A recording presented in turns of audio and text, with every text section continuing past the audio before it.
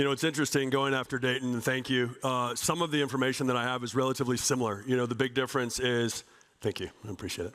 The big difference is we're more on the small box side. So just to define that up front, typically where we like to be is kind of at the end of the supply chain. So if you think of the hub and spoke, we're not at the hub, at the center, the first stop when it gets to the United States, we're at the last or second to last.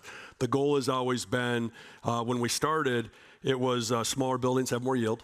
And this is back in the 2008, 2009. It was less efficient, and at the same time, we always knew we wanted to be infill.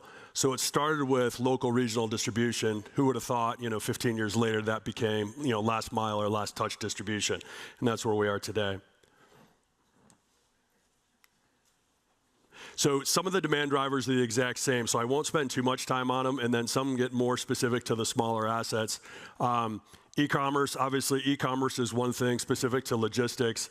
It was like gasoline on the fire. And we could not have been more fortunate as a group to be a logistics investor because it accelerated the early adaptation of ordering online versus bricks and sticks. I won't get into this. Dayton mentioned supply chain resiliency. That's kind of where we come back down to, right? So is it excess inventory? Excess inventory was fine, or when you were borrowing at 3%.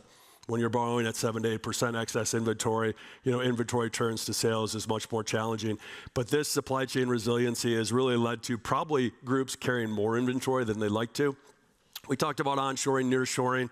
The only thing I would add there is our thought has always been, and maybe the thought behind the current administration, let's bring back to the United States high value, low volume goods.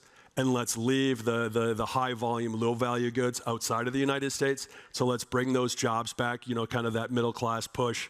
Where we start to differentiate just a little bit, and once again, we're 50 to 300,000 square feet, is, next day delivery or same day delivery.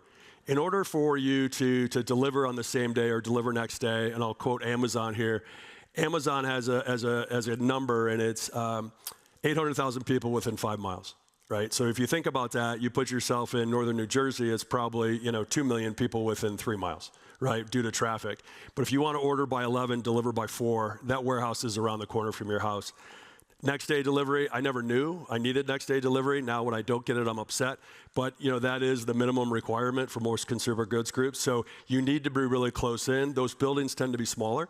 They tend to be obviously inside the beltway or infill. And obviously we've seen a significant amount of growth there pushing these 3PLs trying to figure out how to get to your home, right? Because once they get to your house with Amazon, once they get to your house with General Staples, they're coming next with pharmaceuticals, then they're coming with food.